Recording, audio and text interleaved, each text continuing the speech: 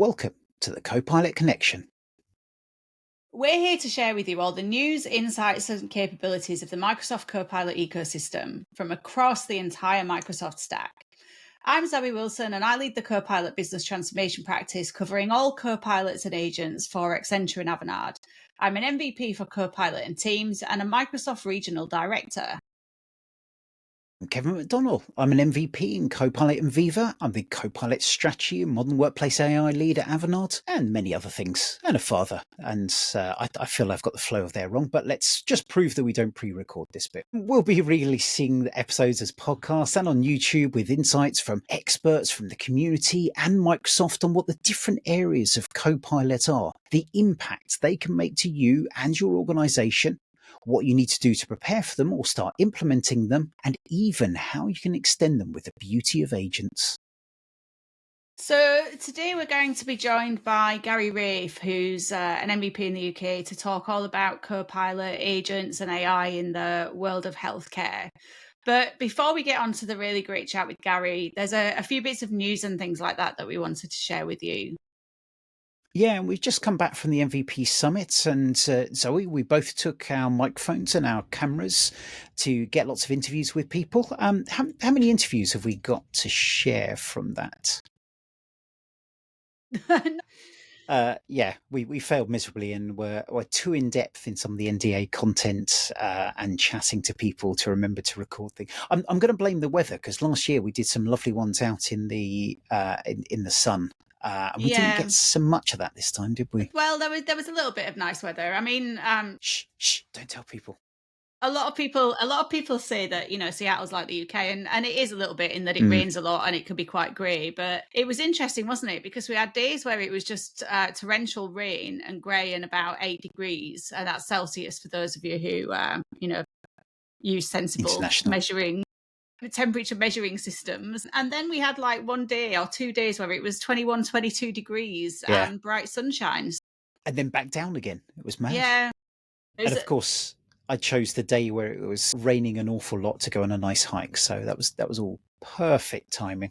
Yeah, it was a really good week though. I mean, it's one of the most valuable weeks of the year, I think. And I know there's a lot of stuff that we can't talk about. For me, just being able to get that in-depth time with peers, with people that we know across the Microsoft community who might be in similar roles at similar organizations, facing similar challenges, having similar conversations with our customers. That opportunity to be able to kind of share and have really thought-provoking conversations with peers is incredibly valuable. And of course, the product group, the product engineering connects as well.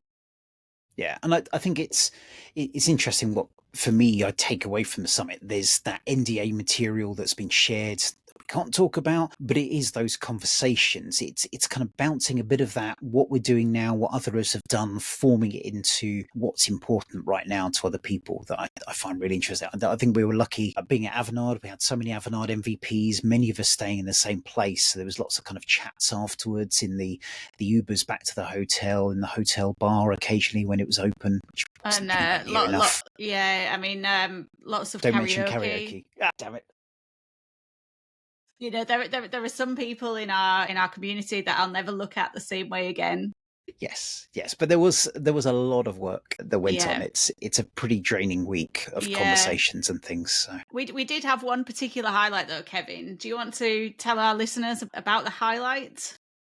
I assume you're not talking about karaoke here, but it was fantastic to be able to interview Jeff Teeper in his kind of executive meeting room in Building 3, not Building 4, as I realised a little too late, within there and have that chat with him. And if you missed that, I'm afraid you missed it. We did broadcast it live. It was on the Copilot Fireside Chat, but our policy on that is that we want people to be open, to be able to chat about things. I think Jeff certainly covered some areas that I wouldn't have mentioned. I thought I would have got in trouble if I brought up, but it's fantastic. So keep an eye on that, copilotfireside.chat in the show notes, and we will have an exciting guest we hope to announce very soon. Usually have announced by now, but we're chasing someone down who's fantastic, and we just got to booking these things over the Easter holidays and spring break in the US is probably not the best idea, but hopefully we'll have someone we can announce on that soon. Yeah, I'm really excited about potential guest for the end of this month. And actually, I thought the session with Jeff was great. Like you said, there were some things that I'm glad he was the one who brought them up, and we did make sure that he understood that the audience wasn't an MVP only under NDA audience, but he was just so open in terms of what he sees as the challenges and opportunities. The SharePoint fangirl in me was, of course, super excited to be on the SharePoint OneDrive leadership floor, where you could see all of the signs for where all of the different products engineering leadership teams sit, and it was Jeff's personal exec meeting room as well, wasn't it? Which was pretty cool. Yeah, no, it was very cool in there. And if Jeff is listening, I would like to apologise for the face I pulled when you said the words vibe coding. Seriously, it's not a phrase I like.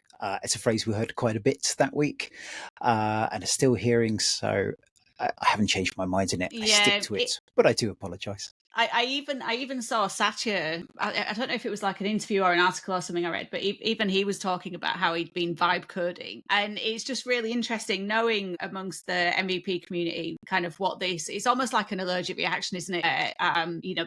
Even though it was a PhD who, like a PhD guy who came up with the term, and a lot of Microsoft leadership seem to be talking about it. It's not a good thing.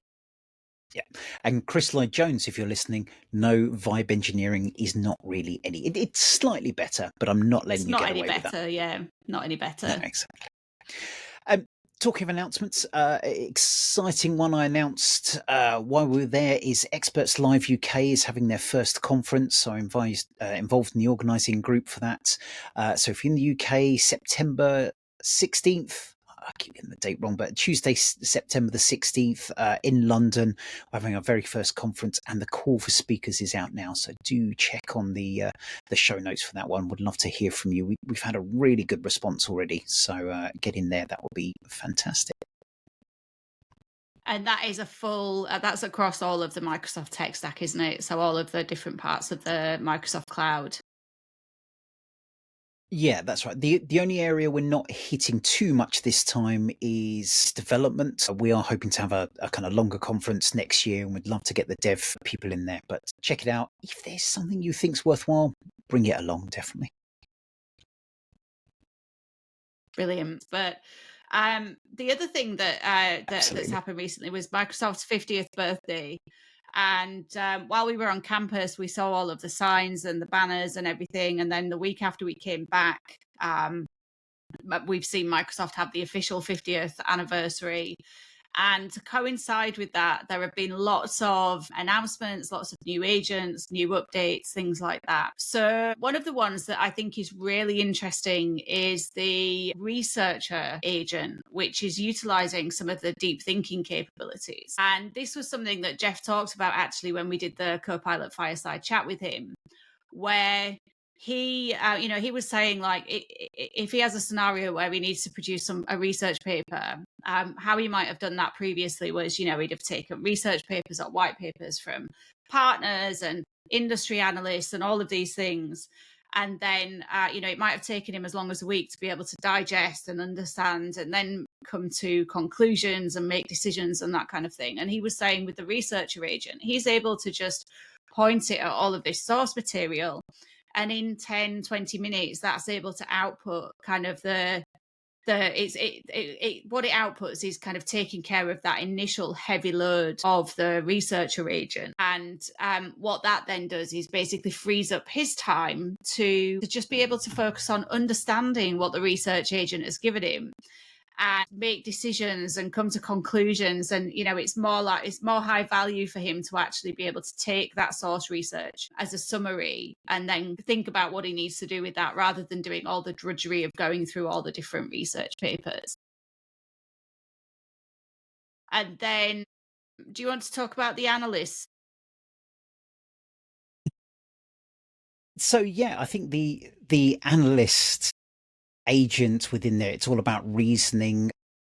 It's about looking through data analytics, which I think is fascinating area within there. So from what I can understand, and I haven't had hands-on and detailed view of some of this, but it's effectively kind of recommending Python scripts to be able to run your data query. So a little bit, and I'm going to get in trouble from this one, that it's not picking up. It's not picking up it's a bit like Copilot in Excel. So picking up the details there as well. I think the analyst agent is going to be a lot like that Copilot in Excel, and ways to kind of make it easier to get to your analysis, that natural language way to generate the kind of Python to run things on there. But I do want to get my hands on that and give it a try, because it looks very interesting. And I think in the same one thing I have had a try with is the deep reasoning and agent flows within Copilot Studio.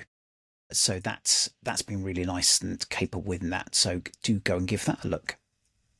Yeah, and then as well as the so there was another agent that Microsoft announced actually, which was the interpreter agent as well. I know you posted on LinkedIn about this, didn't you, Kevin? You were having fun with it.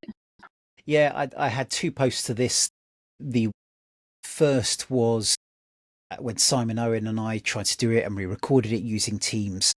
Had a very, very entertaining conversation when we tried to convert it back and forth with Italian, and failed miserably on that. Unfortunately, we found out the Teams recording didn't work, so that highly entertaining one had to be binned because it was just us laughing on there. Simon, if you're nasty to me, I do have that for bribery later. But then, and I'll put a link to this, I did manage to demo it. I got Copilot to translate into German, read that out and listened to it go through there. You can see it's a little bit staccato at times when it kicks in and kicks out. I did notice, I think here, Craig White picked up, this is the action Philly diarrhea, where I think it thought I was speaking English when I was speaking German. So it works pretty well. I haven't tried it in anger at all. I think, Zoe, you said you'd, or you know someone who's given it a go as well. Yeah, so after you posted about this online, I was chatting to some of our colleagues who work in the APAC region and mentioned this to them. They were talking to me about a workshop with some of our colleagues in Japan that they were joining. And I said, have you looked at it? And we went and looked at the blog and realized that Japanese is actually one of the supported languages. And I talked to one of the people who was in that meeting yesterday, and he said it was so bad that they had to go on camera because they were laughing so much. And he said it wasn't just a little bit wrong, it was completely wrong. Like, instead of the business speak. I'm not sure if it's just me, Zoe, but I'm not. I think your microphone might have kicked out. I'm loving this agentic world where this bright new future, and we just can't get a damn podcast to work because the networks keep kicking out and microphones keep kicking out. But let's gloss over that a little bit and crack on with some of the other news. I think the other one, so we had a lot of these announcements around Microsoft's 50th. I think the other one, there was the commercial Copilot announcements as well, which I think is very interesting from there that they've been looking at. So Mustafa Suleyman gave a great session.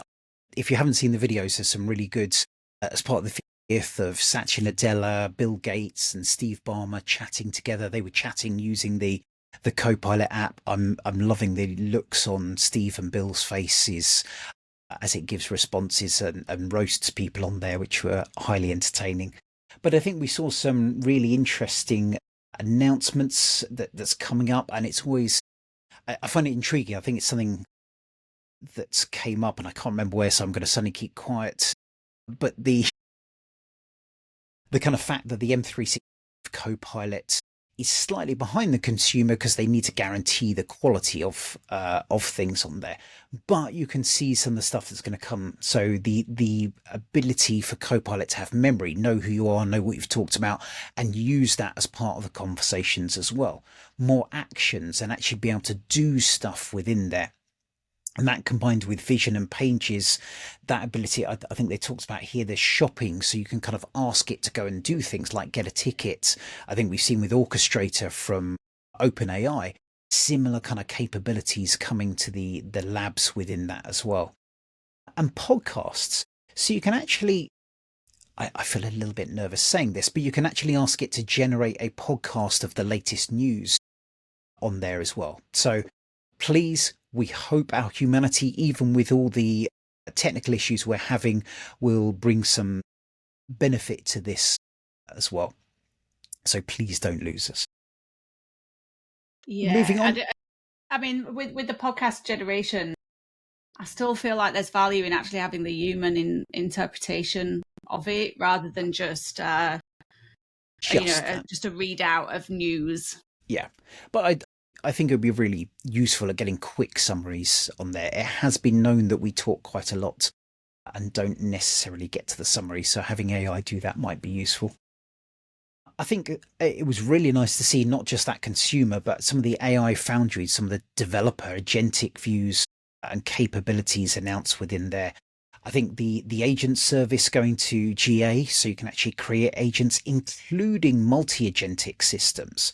So taking some of that semantic kernel capability to kind of define your different agents and how they connect to each other is really interesting. But beyond that, also the things like the A/B testing, the red team tools, the red teaming agent. So making it easier, all those things we spoke with Chris Huntingford about last week, bringing some of this capability to be a lot more integrated into AI Foundry is really powerful as well. So great to see that responsible element too.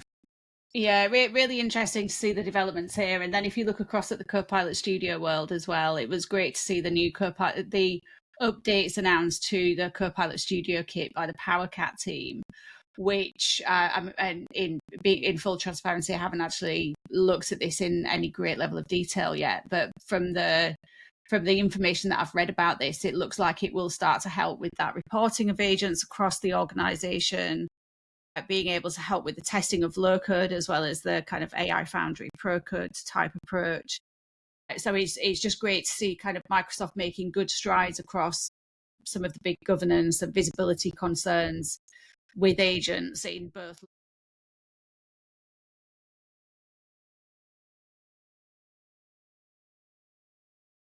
Absolutely. And I think your microphone's dropped out again, Zoe. So I will put in the show notes a link to that. This isn't just theory and something you can get, but that studio kit is available to use on there.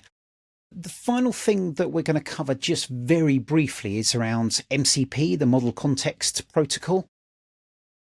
On there, you'll see a lot of this. Microsoft seems to be going after this. It's a way to connect all your different skills and knowledge into servers, so you can service things like your databases, as it puts down here, your remote services, and bring these into your agents and extensibility easily within that. We've also seen Google announce A2. We're not going to talk about that too much because we think it deserves its own show. So we're going to come through and pick that up as well from that. So really interesting on that.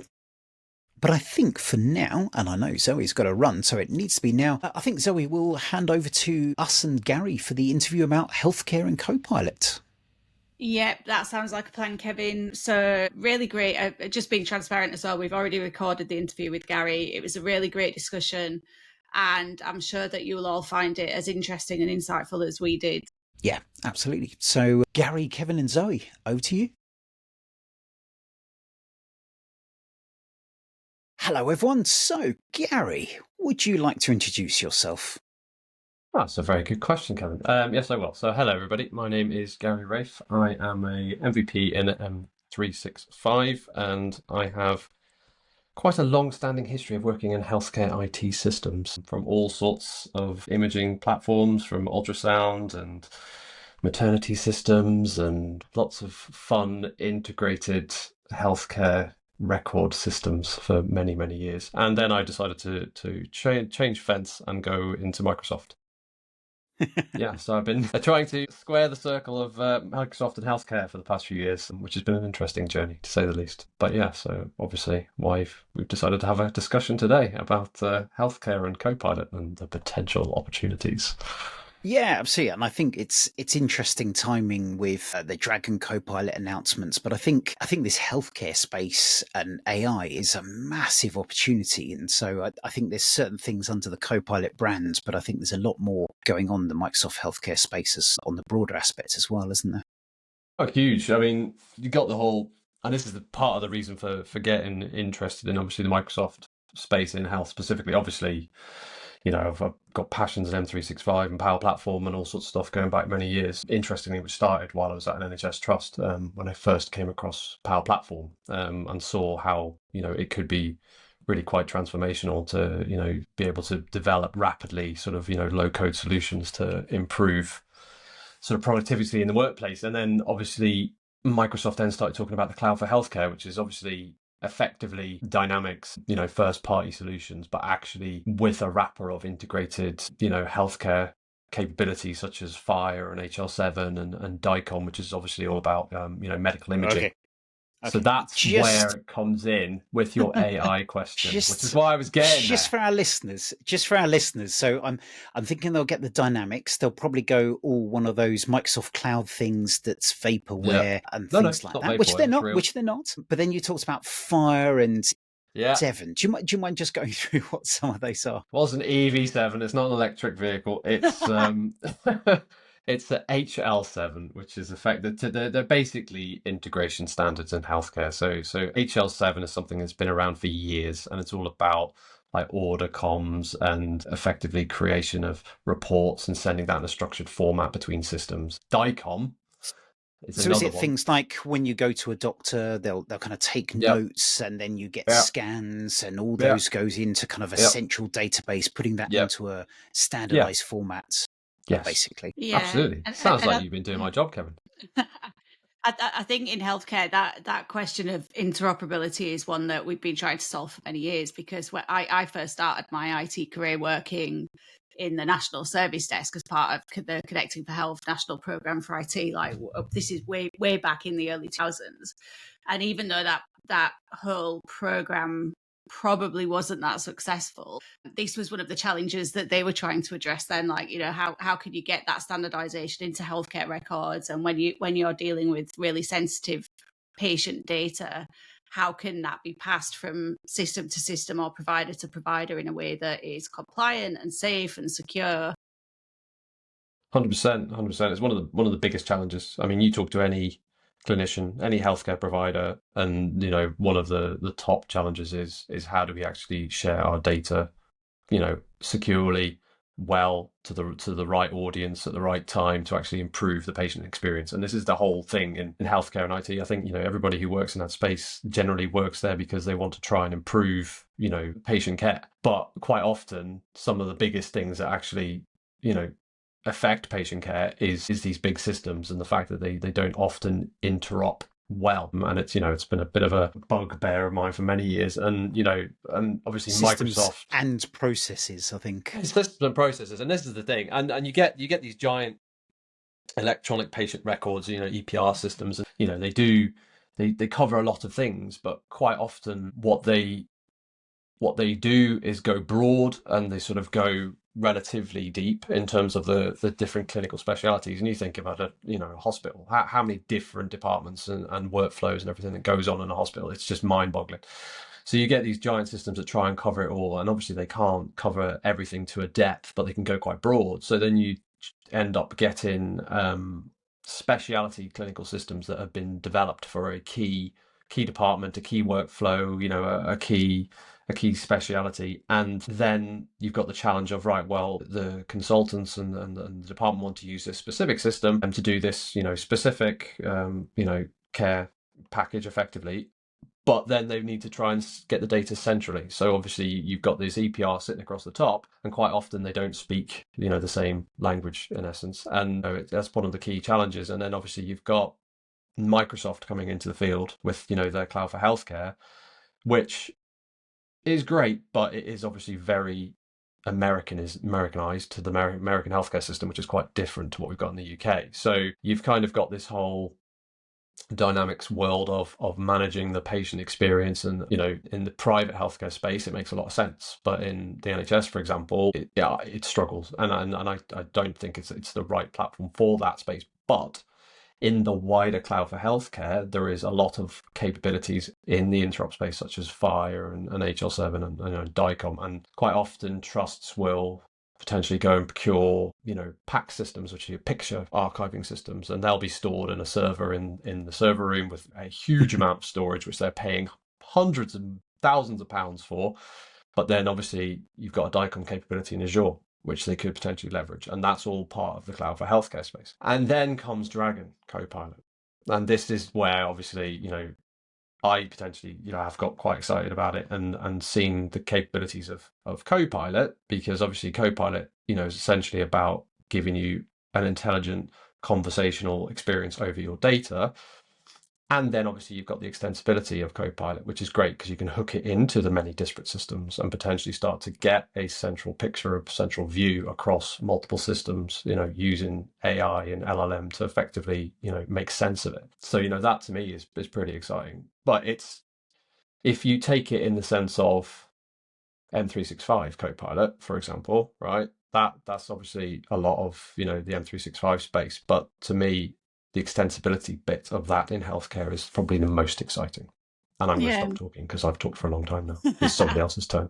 Yeah, well, I've got more questions for you, Gary. So when you think about all of the problems that you articulated and the things that you've seen in healthcare, where do you think we're going to see the Copilot plus agent spectrum and things like Dragon? Where do you see it having like the most immediate impact? And then longer term, what do you think those transformational opportunities are? So I think in the immediate sense, I am quite excited about what Dragon potentially could offer, because obviously, in healthcare have been using dictation in its simplest form for many years. Even when I was a younger person running around server rooms installing servers and stuff, you quite often go into the departments and you'd see clinicians sat there with microphones, and they'd literally just be dictating notes. So instead of them typing, you think of a clinician, they're sitting there doing 30, 40 people through a day. They get like whatever 20 minutes to do their exam, and they then obviously have to type up all the patient notes. So quite often at that point in time, they were just physically dictating the notes, so that nuance at that point was effectively creating the patient notes as they spoke. So obviously they didn't have to type, because obviously you're typing all day long, you're not really helping patients either. So obviously seeing that morph into obviously now Dragon Copilot is, I think, a pretty exciting thing, in the fact that it's obviously taking the dictated voice, but it's now also pairing it up with the sort of, ambient listening, which is quite an interesting one in itself, in the fact that it's actually constantly scanning what's going on and listening, and then people are having conversations with patients. That's actually being captured now, as opposed to a retrospective view from the clinician, which that in itself is quite interesting. And then obviously it's pairing that up with the LLM side of things to obviously help the creation of the notes themselves. So instead of, if you actually read into the research about this. And so very quickly, Gary, it's not just create the notes, but it's kind of form it into the different, here's your recommended medicine, here's the different topics that come through, which is really interesting. That's exactly it. And historically, there's an interesting article that I read about, effectively, when it was just the voice dictation, there was a very high error rate in terms of actually how it was dictated and what it would capture, and it was getting to a 50% rate of actually, errors. So whilst it may have been doing a very analog job of just recording what you're saying and transcribing it into text, there was quite a lot of errors. So there's still quite a lot of backward, having to go and fix it all. Obviously, with the introduction of the LLM side of things, and that's actually improved that quite significantly. So you're already getting an improvement in the amount of time someone's having to spend to A, record it, and then B, pre-edit, post-edit it. But then, I think with that ambient side of things, that then again is potentially capturing stuff that wouldn't have been captured historically. And probably the bit that's actually really, really quite exciting, which I don't think is actually talked about enough, multilingual support. Now, this interesting. So in an NHS trust, Go on. Is that thinking kind of translating conversations while the Yes. doctor or the Yes. healthcare professional? Yes. Interesting. Yes. Okay. Because, and I shall tell you for why, and you'll laugh at this. In NHS Trust, right? In a room, effectively a clinic room, an exam room, there's quite often a phone with two headsets on it. One for the doctor, one for the patient. And then the trust will be paying somebody to sit on the other end of that phone and translate between the patient and the doctor, right? However much that costs, I don't know. But if you extrapolate that across every single NHS trust in the country, how much money is being spent on translation services just to have a conversation with a patient? The mind boggles. All of a sudden, you've got Dragon Copilot coming in with its ambient AI note creation and its actually ability to translate on the fly. I mean, surely that's just a no-brainer. Yeah, I mean, it's really interesting because I've got I've got friends in Bradford who I worked with early in my career. One person in particular that I'm thinking of, his mum doesn't speak English. His dad and all the brothers have basically taken care of everything, so she's never really been kind of fully integrated into the English speaking community, and it's a huge burden on the family because as her health has declined as she's got older, they've had to go to a lot of the appointments. And I'm not saying there's anything nefarious in this particular instance, but you could see a scenario where you've actually got a family member taking the role of that translator, and are they actually everything on? Are they representing 100%. the needs and advocating for the person in the right way? So in terms of that access to healthcare in communities where they maybe struggle to get that, or if they don't have the support network, if they don't have the right advocates, I think that has huge potential. And actually, when you were talking, Gary, Kevin, when you were talking, Gary, one of the things that I was thinking about the ambient listening is, do we think we'll see people potentially having a bit of an allergic reaction to something that's listening to them talk about things that kind of personal? Almost guarantee it. So there's this real kind of, I see this in many places, but there's this tension between, what the tech will enable and what people will actually be comfortable with. Yeah, 100%. And especially in healthcare, it's often a challenge. And this is, it's, I suppose, one of the, not issues, but everybody wants to do innovation in healthcare, obviously for the right reasons. But there is this flip side, Rob, of actually things generally move slower because of the fact that the stuff that you're doing will have a direct impact on patient care. And obviously, there's a lot of, controls and governance that needs to go on, especially with the adoption of new technologies, which is why it's often slower. But that being said, if you can get it right, when you do put this technology in, it can have a massive impact, which is obviously awesome. But yeah, so I think, you're right, Zoe, there will be a bristling, I think, probably of the thought of, something that the system recording people talking, but it probably be from the patient experience as opposed to the clinicians, because they've been dictated for many years. So that's nothing new to them. Yeah, I think it was actually that I loved about Dragon Copilot, and the idea that it can take that conversation to specific elements of the notes, that it could almost isolate, how's your husband doing? How's the kids and that kind of thing, where you're going on holiday. It could almost isolate some of that and then bring it back to kind of the core context of the conversation. And I like this idea that you can kind of show that to the patient. Here's what we've captured. We're not going to store this recording. We're just keeping these notes. Do they all make sense to you? Are you happy with that? And to remove that. So I think if that can develop and expand well, I think that will give people the confidence. And I think it's about trust and transparency as well. I'd be interested to know how many people knew their conversations were being recorded, what notes were being taken. I think if you can get this transparency out from there, I think we've seen that lack of trust from the acronyms doctors used to use that have now, I think, pretty much gone away as the internet's come along, and there's been more kind of openness on that, which has really helped. So I hope that this will kind of help make that more effective for people as well, and that healthcare professionals, you can tell my wife's a pharmacist and I don't just talk about doctors, can have those conversations and be open about what's going on and be clear to people of what the restrictions are. Because I think if you hide that away, that's when people get very nervous about stuff. Yeah, 100%. And I mean, you hit the nail on the head. To be fair, doctors quite often do talk in a different language, and it's one of the, whilst they obviously have to have a level of communicating that is potentially talking about things that patients wouldn't necessarily need to hear that second, for example. But it is a complex world of healthcare and communication in that space, and anything that can actually democratize a bit more actually what's happening is a good thing in my opinion. But it is an interesting challenge, and I think certainly off the back of something like this, Dragon, and bearing in mind I haven't seen it in the flesh as yet, because it's literally so new. I was going to say it's um, in private preview at the moment, coming to the US and Canada in May, I think I saw. And then the UK, Germany, France, and Netherlands sometime after that. And I will put the link to that blog post that I'm blatantly reading right now into the show notes.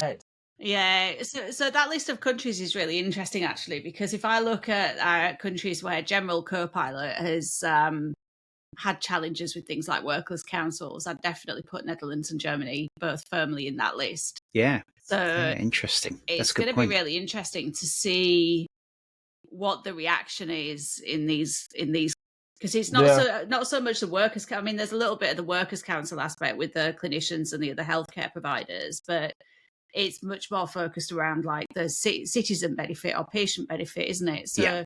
I don't even know how you deal with that. I thought it was interesting, Gary, you were talking about the kind of translation, because one of the things I was going to comment that I've seen with Dragon Copilot is it's very much about enhancing the patient and healthcare professionals' experience. This isn't about cutting jobs within there, because, the doctors still have to write up notes. Effectively, it's enabling them to do more. And I really like that story. Until you bloody talked about translators and these people on the phone that are no longer needed, and you've killed that idea. Yeah, but that's the thing. That they aren't I would clinicians. Say that's the thing. They aren't clinical people. They've had a real capacity issue that there aren't enough translators to be able to do this. So I think it is about growth and enabling more of that. You spoke, Zoe, about bringing family members in, that there's not enough translators to support everything. You can't have people sat there. So I'm hoping that this maybe I'm just being rosy tinted again, but this isn't just about kind of cutting jobs, and I don't think this would be. And this is the thing, and this I think is why AI in health is probably a bit more of an actual interesting case, because I mean, it's obviously my opinion, but I struggle to see how AI will replace a qualified healthcare professional in healthcare. Obviously, because where else would they be? But you obviously still need a person there to make a judgment, and that person's judgment is based on their experience, from the clinical standards, from their guidelines, from their learnings, from all of that stuff. And AI can suggest, but it will never get the holistic view of the person or the patient. It will look for commonalities, it will look for matches, it will look for using its knowledge, but it will never have an actual holistic view of that person sat there in the room. And you will always need a person on the opposite side of that fence to be able to do that. So AI can suggest on data and indicators, but there's still somebody needs to take a look at the person as a whole. And this is why the responsible use of AI in healthcare, I think, is the interesting conversation here, because actually I think it won't be an issue until people get lazy, for want of a better word. It won't be an issue until it is. Yeah, no, but it won't. No, but seriously, no, it won't be an issue until, if the bit where I think it will be negative will be if it gets to the point where the clinician starts to rely on what the computer is saying, in essence, or the AI is telling the clinician. Provided the clinician knows that it's there as an indicator, it's not there as a diagnosis, the clinician's job is still to make the diagnosis, then AI can support and improve and enhance the time to present the evidence in a way that actually helps them make that diagnosis more in a quicker way, effectively, and in a better way. That is the best world scenario. Yeah. In that perspective, I think. I mean, if we look specifically at the UK as well, I haven't validated these numbers, but I was reading something just a few days ago that was saying, I think in 2012 there were about 3,000 people who had been waiting more than 52 weeks for treatment. That's currently at over 300,000. So when you think about the level of pent-up demand, the challenges that we have in the UK healthcare system, the capacity issues, I do see that being able to help the clinicians get to that diagnosis quicker it is something that could be really beneficial, recognizing obviously that this, like you say, it's not a panacea. It's not, it's not going to be the thing that just gives them all the answers. But our healthcare system's in crisis, and anything that we can do to help make it easier for the clinicians and the healthcare providers to deal with the pent-up demand that we've got, I think can only be a good thing. Yeah, absolutely right. And, back to the interop question, an extensibility question, the amount of time that clinicians waste just jumping between systems to be able to actually get a view of the patient data as a whole is obscene.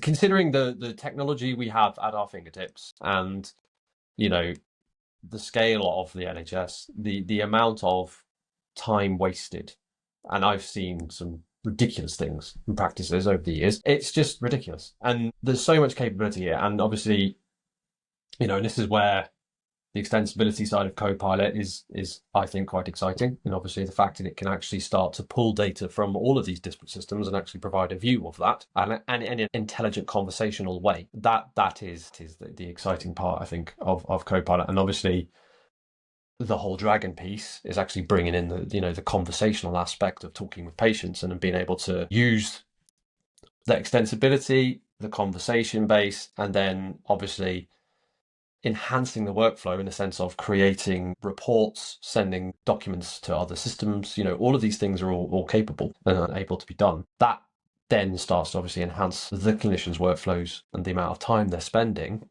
potentially trying to source the data, make a diagnosis, and then report on that diagnosis. Those are obviously the three key things they're trying to do on behalf of obviously the patient. So, anything that we can do in that space to try and speed those things up is obviously going to have an improved experience for the patient.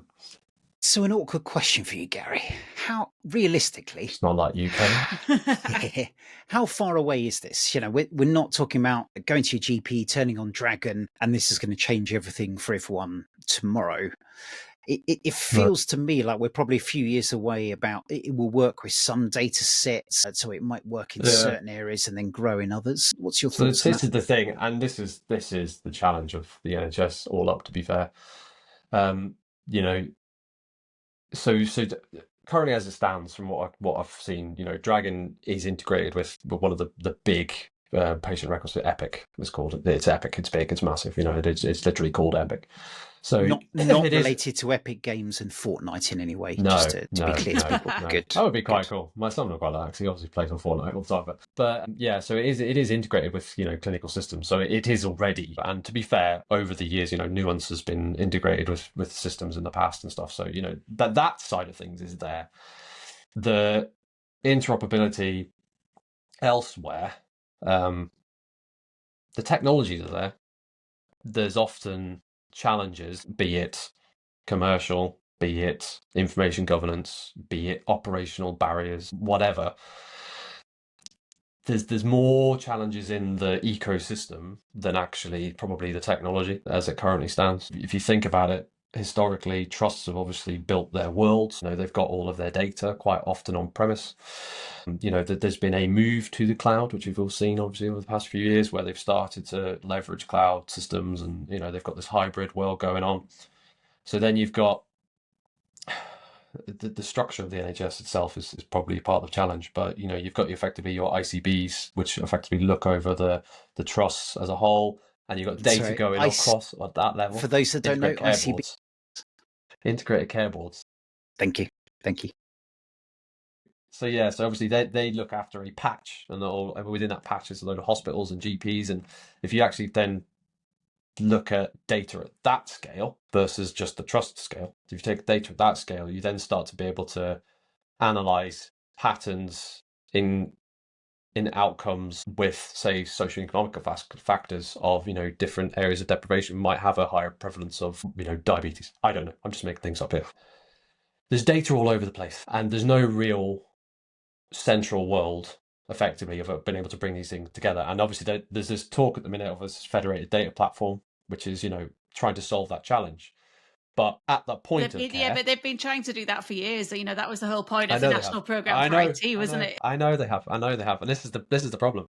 And you've got all of these EPRs in a trust that are doing all of these different things, all of these, bespoke clinical systems that are doing a very bespoke, clinical workflow. And you want to try and integrate all of these things. And obviously you've then got at the point of care something like Dragon Copilot, with extensibility and all that sort of stuff, which sits in the cloud. So, effectively you're then trying to look, right, well, if you think about it, it's just a big spaghetti mess of connections and things that data need to be able to be stored. So you can either go, well, we've got to get all of this data into the EPR, which is often where trusts predominantly go because it's their single point of truth. So you get it up into the EPR, and then where does it go at sort of a wider level? Well, federated data platform. But what I'm trying to say is, very badly, there is so many connections to potentially try and create in this space to get the data where it needs to be able to get it to something like Copilot. Each one of those has a cost. It has a change. It has all sorts of, things around it to actually make it work. And then you're into the skills, capacity, and let's not forget, most IT departments of a trust are literally trying to keep the lights on. So, this is what I'm saying. The technology to do it is there. The capacity, skills, and finance to do it is another issue. Yeah, I mean, if you look at somewhere like the US where it's all privatized, you can see how things like this will get more traction there. Because being able to provide these enhanced patient experiences will be part of the value prop for hospitals who are potentially competing with each other. Absolutely. I've got a slightly different question though, Gary. I know that at conferences, one of the sessions that you've talked about previously is patient monitoring with IoT, essentially with things like an Apple Watch or other wearables. Yes. And when we think, this is a whole different set of data that would potentially be available to improve patient outcomes as well. So how do you think we'll see that evolve? I mean, I've got an Aura Ring and an Apple Watch as an example. So that's two different sets of data that could potentially feed into a clinician who's making observations or decisions about my health. And that's true for many people. So how do we think this kind of personal healthcare data is going to evolve into this world?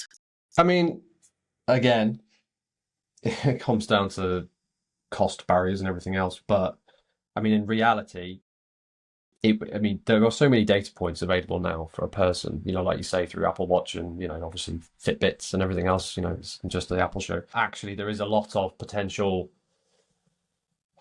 should we say, preventative potentially, in the sense of actually the technology's there where you could effectively monitor people in the community. And you can often hear central, care organizations talking about how we need to shift care back into the community because that's where it's at its lowest point of cost, effectively. So if you can monitor people in the community and potentially spot trends in their health that would potentially indicate that there's something potentially coming up or looking like they're going to have a problem and intervene at that point, the cost of that compared to them rocking up at A&E in the acute stage is massively different.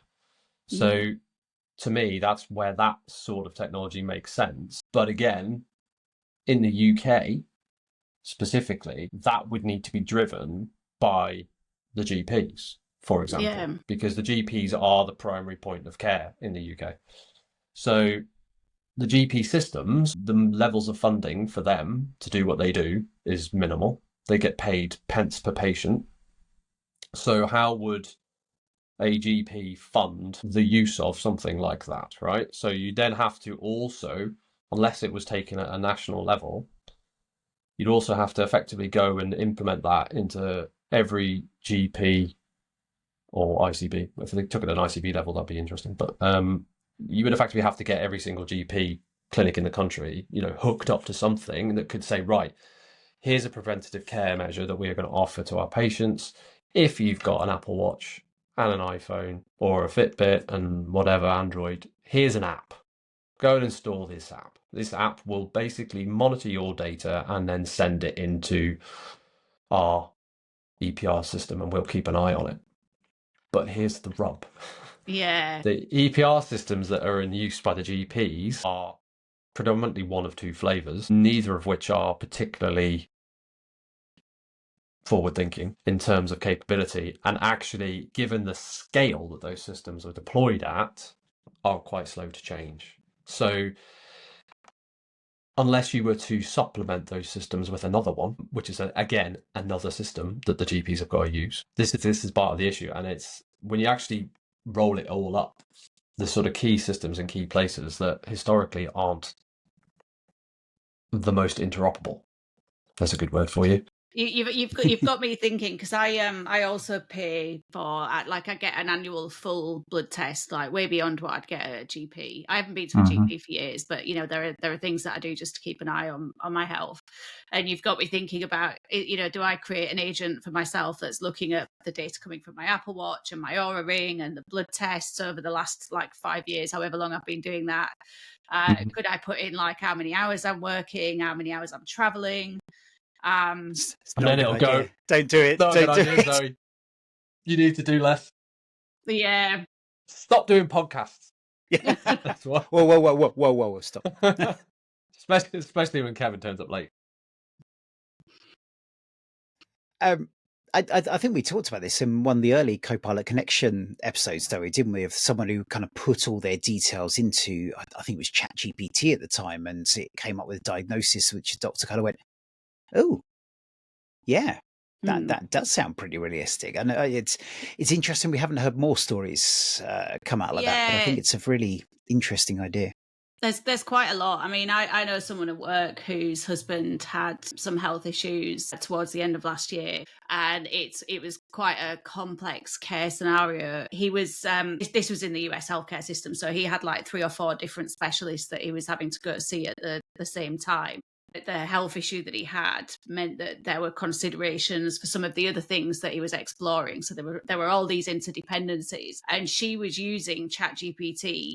So she was basically taking the output from each of the sessions, all of the test results, and she was using it. She was, you know, asking questions, asking what types of questions she should be asking the clinician, what types of points they should be raising, and just making sure that when they went into the appointments, she was as well educated as she could be and had a really strong point of view. And it, you know, it was kind of giving her indications of what might be some of the underlying factors that they could then raise with the doctors and make sure that all of these different disciplines were actually kind of considering not just not just the bit they were looking at, but all of it. So that's the thing, yeah, that's just an anecdotal experience, but I think there's loads of examples of where people are using it in this way, which is again interesting. But I think it's also a big risk as well. You know, we've heard about people Googling their symptoms and going down paths that aren't needed. Yes, but I think this kind of almost makes it easier to go down a route as well. And I think it's something that and this is what clinicians need to bring together to it as well. So not kind of opening up too much. There still needs to be the trained professional in the loop, in essence. Yeah. You know, yes, look, everybody generally likes to have a better understanding of things that are happening to them, hence why people Google all sorts of interesting things. I mean, working at Google must be hilarious. But, you know, if you then apply that logic to, obviously, an LLM where it's got huge amounts of data that it's been trained on, obviously it's going to potentially throw back things that are of consideration. Maybe because it's read an article somewhere that says that there's a potential issue that might conflate with this. It's obviously going to throw something back. Which has no validation. Well, exactly. Yeah. Exactly. So this is why I was saying, you know, yes, you know, patients could use it as a tool to help them and, you know, improve their understanding. But there still needs to be the qualified medical professional there that says, actually, do you know what? That chance is, you know, 1 in a million, whatever it may be, then actually, you know, just brings it down a level to actually, you know, look at the person as the whole, you know, not just the data. And, you know, I've worked in and around healthcare for years, and I thought I was relatively aligned to this until it's somebody you care about. All of a sudden, all levels of sort of, shall we say, keeping it on the level go out the window. Perfect example. My son went into hospital for an asthma attack, and I was sat there basically chatting away to the doctor, blah, blah, blah, blah, saying, we're doing his respiratory rates and his SpO2 levels and all that sort of stuff and blah, blah, blah, blah. And he basically told me, he says, look, I get it. He's like, don't watch the numbers. And I was like, what do you mean? He's like, don't watch the numbers. He's like, you need to look at him as a whole. He's like, people have different ranges all across the board. And, you sitting there saying, he's dropping below 90, blah, blah, blah, blah, blah. Well, he might do, because that's just the way he is. And you have to look at him as a whole to get to understand how he, you look at his breathing. Is he really struggling to breathe, or is he just, taking quick little breaths? These are the things that, you need to look at. So this is a very crude way of explaining the fact that if you pass that data to a model, that model might go, oh, he's dropped below 90. Oh, there's an issue. Blah, blah, blah, blah, blah, blah. Big red alarm's going off. Beep, beep, beep, beep, beep, beep, beep. But actually, it takes the human in the room to potentially take that as an indication and go, well, yes, but. And that's where the clinician, I think, is supplemented with stuff like this, not necessarily replaced, if you see what I mean.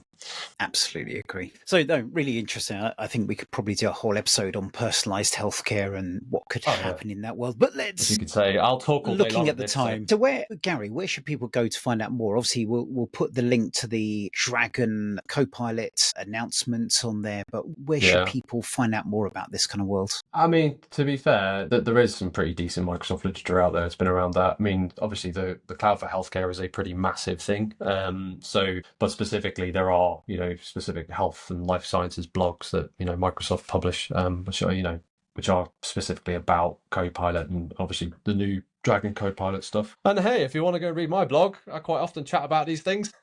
Raife.com, you can check that one out. I'm sure you'll put a link in there, Kevin. Good lad.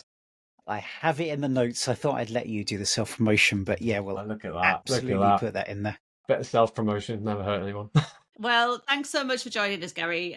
You're welcome. Thanks for having me. It's just great. I mean, me and Kevin, we talk about so much on this podcast that covers a wide range of different areas. You were going to say so much shit, weren't you there? No, I heard wasn't. that pause. It's fine. But it's just really great to have someone who's actually got that the years of experience and that deep understanding of the industry and the technology side as well, just to kind of bring it to life to people. So, thank you. Thank you for the opportunity. Thank you for having me on. Thanks a lot. Speak to you soon, Gary. Cheers. Thank you very much, other Kevin, Zoe and Gary. It's just me, just to finish off, just want to say thank you to Gary for that session, really interesting. For those who aren't in the UK, we did cover quite a few NHS and UK-centric views on things. We try to kind of link it back to the US healthcare, but would love to hear from you and how you think this is appropriate for your own country. So those who aren't in the UK, who aren't in the US, how realistic do you think some of these things could be? So please drop us a note on our social media or contact Zoe or I on that one. Would love to see what you think from that. Just wrapping up, want to kind of draw attention again to Experts Live UK that's coming up. Call for Speakers is out there. Check the show notes or go to expertslive.co.uk and find out more about that. We've got quite a few. We're kind of coming into peak conference season now as well. So we've got the M365 conference coming up. Sadly, won't be there for that one, but Zoe will be. She'll be over in Vegas, so go and say hello to her. Hopefully she'll have some stickers to grab hold of and chat there. Neither of us are going to be at Builds this year. Unfortunately, for me, it is far too complicated with family and sons doing exams. So much as I love traveling to these conferences, there are more important things in life. So putting those first for the first 6 months this year. So won't be travelling over for Builds this year or the European Collaboration Summit, but Zoe will be there along with a lot of others. And we're thinking maybe that we'll get a session, one of our podcasts, we're going to look at some of those events that are going on and highlight what we think will be particularly useful for those in the Copilots and AI agent space. So keep an eye out for that one. I will, however, if you're in the UK, be at Comsverse, which is coming up in June, as will Zoe. So both of us will be there speaking separately, but come and speak to us and let us know what you're having. I'm actually doing a very demo-centric session on Copilot, so getting hands-on, not just waffling as I'm doing this, but showing the reality of some of it as well. So come and join for that one. I want to say thank you. If this is your first time listening, please go and hit that subscribe button, whether it's in YouTube, whether it's in your favorite podcast app, Spotify, we're in all those places. So just search for Copilot Connection and whack on that subscribe. Tell other people about it. I love it when Zoe and I have had a few times where clients have come up and said, yeah, we've listened to Copilot Connection. We've loved to do this. Karen Deep, if you're listening, I told you should listen to the last one, but hopefully you picked up on this as well. And yes, I'd love to have you on the show at some point as well. So let other people know, share it out there, give us comments, reviews and things like that. All the good stuff that you're thinking now's the time to skip to the next episode. But no, please, just before you skip ahead onto your next podcast, just go and whack on that. Otherwise, thank you very much. Thank you for all the messages we've got from people about the episodes. Enjoy your time. Make sure you're using Copilot and make sure you let us know your challenges you have with Copilot as well, because not everything's perfect, but it's getting better and better. Thanks very much. Bye.